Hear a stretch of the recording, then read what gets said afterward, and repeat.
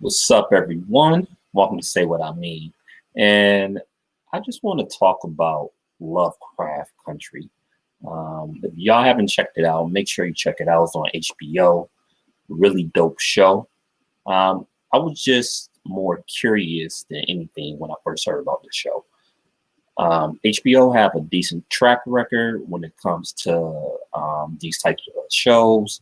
I remember Watchmen last year, which I loved, and it, I was tuned in every week. I just wish, they drop all the episodes at once. I kind of hate waiting every week for an episode. I know some people like it because it builds suspense. For me, I'd rather just have all the episodes and be able to watch it when I want to. But that's me. Now, what I love about Lovecraft Country is they do an excellent job of mixing history, especially the Jim Crow era of this country, with entertainment. Because it can be, sometimes when we watch these types of movies and and when they try to put historical content in, sometimes they beat you over the head with it. Sometimes it's too overt and is lacking in entertainment. They do a great job of making it entertaining and sprinkling in the historical facts that goes around it. Now, the first three episodes have been pretty good, especially the first and third episode. The second episode, it was still decent, but that's been my least favorite episode out of the three. The third episode was really, really good. And I just like some of the concepts that they've thrown out here. And every episode so far have seen completely different. And that could be kind of weird in a negative, but in this case, I feel like it works. The first episode I enjoyed a lot. I love how they built the background. And I liked it so much, I actually went and got the book. Now, I'm just noticing, like, with the book and the show, it is a lot of differences. But I'm not even going to get into that. I'm just going to focus on the show. But the show does a good job building the backstory. You have Atticus, who is a black soldier that was coming from the Korean War. Now, and this is what I like about the history of it, right? Black soldiers after World War II and the Korean War, they didn't get treated like their white counterparts, to say the least, when they came back. White soldiers, when they came back from World War II, they was able to get the GI Bill, get VA loans. A lot of these services wasn't offered to black soldiers, even though they served honorably. And it goes to why, well, at least one of the reasons, partly why we haven't been able to build generational wealth. So I'm glad the show is showing this right there. And one thing leads to the other, like, because, and later on in episode 3, you see how Letty is hell bent on getting this house. And I'm going to get to that a little bit later, but a lot of soldiers didn't have these options granted to them. And that goes even deeper with, a lot of the New Deal programs blacks was excluded from. So, during this whole Great Depression period, you had black people was getting discriminated against with the New Deal programs. And even after the U.S. pulled out the Depression with World War II, coming back home, black soldiers were discriminated against with government programs, GI Bill, VA loans. So off the bat, you see that. Also, the first episode, I love the Sundown Town breakdown, because a lot of people haven't heard of sundown towns. It should be common knowledge. It should be something that everybody have heard of, but people haven't. And the bad thing is that sundown towns still exist. There are still sundown towns to this day. What is a sundown town? It's basically, if you were black, you need to be out of this town or inside the house when the sun goes down. Um, and it was really common, especially in the Jim Crow era. So, I like how that played out, where you had the racist sheriff basically following them and basically putting them in a lose-lose situation. You saw that episode 1, where okay, they wasn't speeding, but they put them over. Sheriff asking, "Where are you going?" Um, and it's only 7 minutes before the sun gonna go down. So what you gonna do? So Atticus had to think on his feet. He was with his uncle George and Letty, and he was like, okay, if I turn back around, I can head out of the county. And then he was like, the thing he was thinking on his feet, asked, okay, if I make this U-turn, will you pull me over? And then the cop was just like, good thing you asked that question. The cop was talking so filthy to Atticus. It was just one of those scenes where you hate to see. Also, I kind of like the dynamics because later on in episode 1, you got to the monsters. These type of, I don't know, giant mole, vampire type of creatures. I don't know what they were. But the interesting thing about it, they was trapped in a sundown town. But the monsters couldn't survive the light. I like that little parallel because it was kind of like how vampires, they can't be out when the sun come out. So they had to survive in this sundown town until the sun come up. And they had the sheriffs there, the police was there. The police set them up, stopped them. These monsters was messing up the police. The sheriff's missing an arm. And one thing I noticed is that the sheriffs would rather die than to listen to a black man, because Atticus and George was giving them like, okay, this is what the situation is, and they didn't care. They would rather die than to actually listen to a black man give them some advice. That's how entrenched their racism was. And that's, and you have people like that to this day. You have people that would literally die for an ideology. They don't care if it's bad for you, for them. They so entrenched in this one belief, they willing to even sacrifice life for it, which is amazing. So, I mean, just everything about this, just the fact it's called Lovecraft Country when H.P. Lovecraft was a racist. I like how they flipped it. And like I said, episode 2 was okay with, I don't want to get too much into that, but you see the character of Christina when she come back in the episode 3. You have them getting a liver, like a human liver. You met everybody in the Sons of Adam. And yeah, episode 2 was okay, but I really want to talk about episode 3. Episode 3, it might be my favorite episode so far. Although I really like episode 1, but I feel like it might be the most complete episode so far. Now, Letty bought a house, and she wanted her sister Ruby to move in. And again, it goes back to the housing, because she got the house with an installment loan. And back then, right, and she got the house in an all-white neighborhood. And it was so many bad real estate practices. Everybody know about redlining, where couldn't get loans in certain neighborhoods. Everybody know, well, I won't say everybody, but a lot of people don't know about like stuff like blockbusting and staring.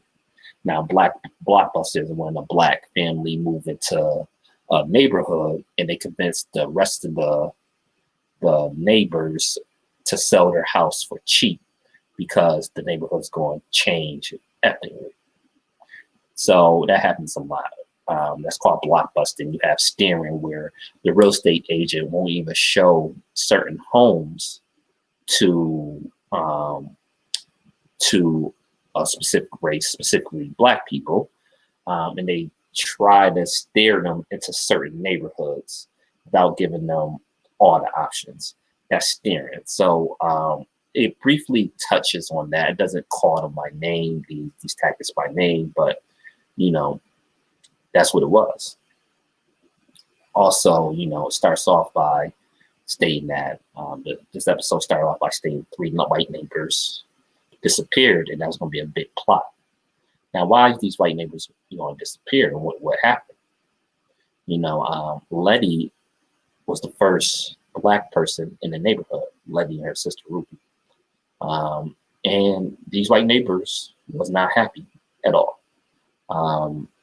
You see a variety of things happen through this episodes: cross burnings, horns, bricks in the car, so the horns just stay beeping. Just a lot of stuff going on. So I like how Letty and George is starting to build a relationship, but it's kind of weird, right? Because George seemed not to be interested in her until he saw her dancing with another guy, and then they went to this whole scene where they're just staring at each other while she was dancing with the dude. Following the bathroom, they end up doing what they do there, but turns out she started bleeding. I was thinking like yeah, girl, you didn't know you was on your period or whatever, but it turns out she was a virgin. But that scene was kind of different, and it goes back to once she get back to the party, they got cross burning in the yard with the bricks. So what I like about this is that everybody worked together, right? So Letty had the bat. She ended up breaking the windows, but people had her back. You had Atticus and some of his boys; they all had shotguns, so the white neighbors couldn't do nothing to Letty while she was busting up those cars. Then when the cops came, Ruby came with her car, and everybody threw the guns in the back of the car, and Ruby was out. So when the cops came, they couldn't just shoot or bust them with any firearms. So when cops came, they all dropped to their knees, put their hands up.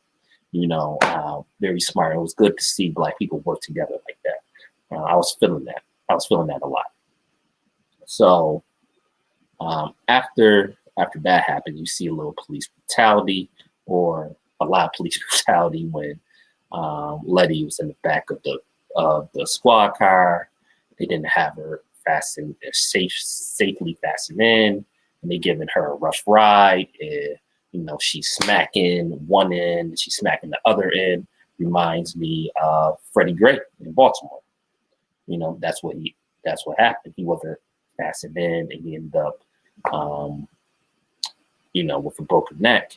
And again, not surprisingly, but it's very unfortunate, none of those cops got convicted, even though Marilyn Mosby tried, and the media tried to crucify her for bringing these cops up on charges. Just that story was infuriating, like all these stories are. But so it's just little stuff like that I think people is not catching. But so far, it's been great. It really has. And then you got all the supernatural on the elevator, right?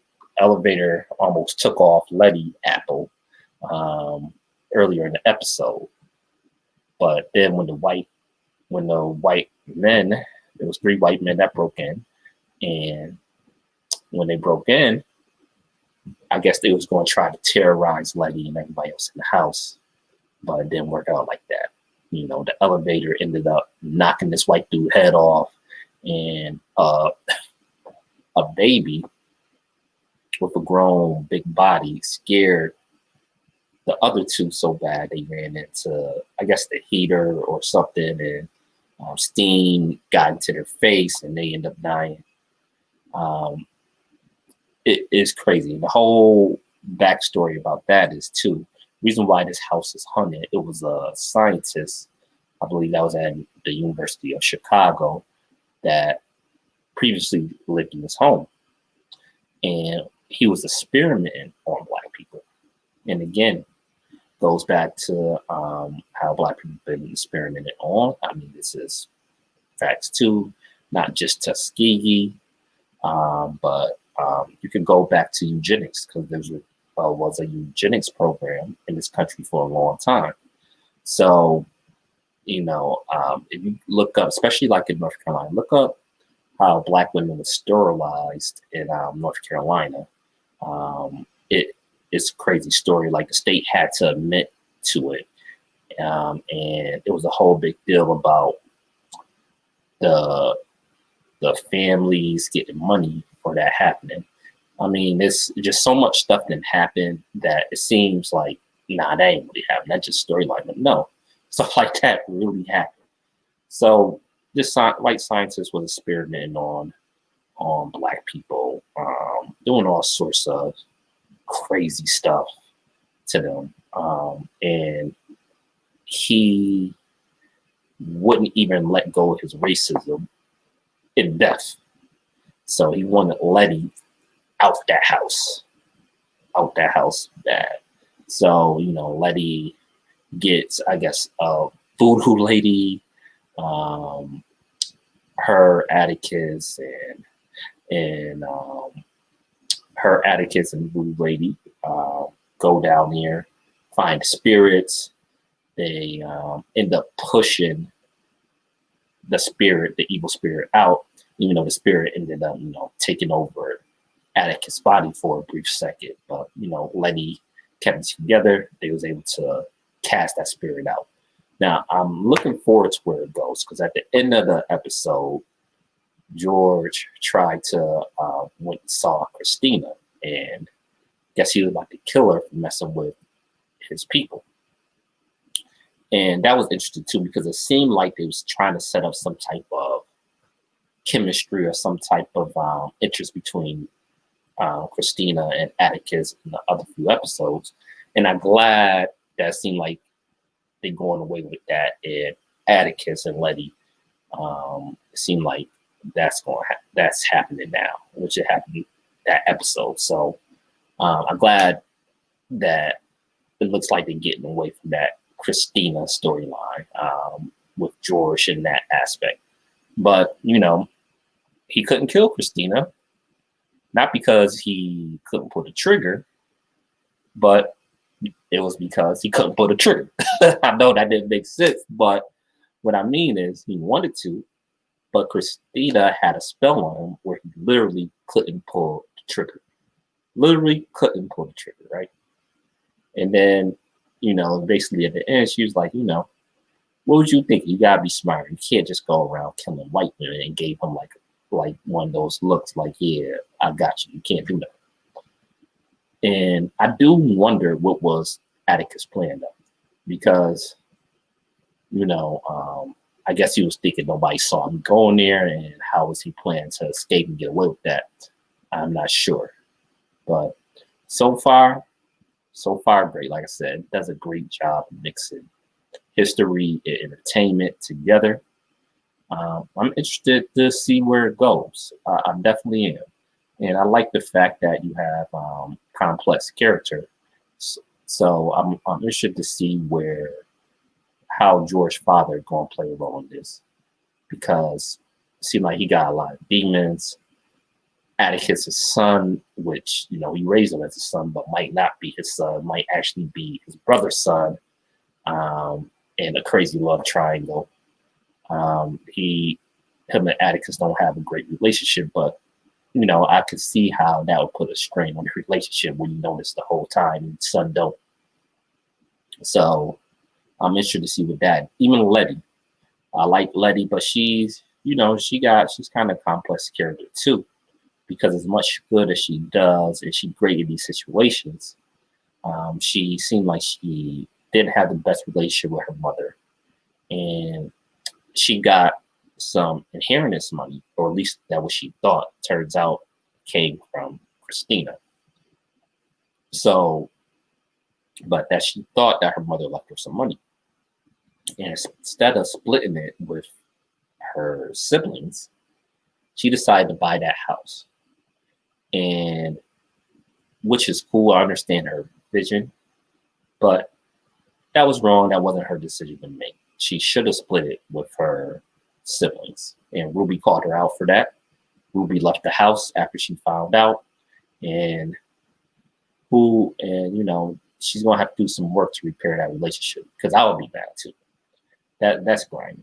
That's grimy, and you see all the time family fall out because of money. If you get an inheritance or some money from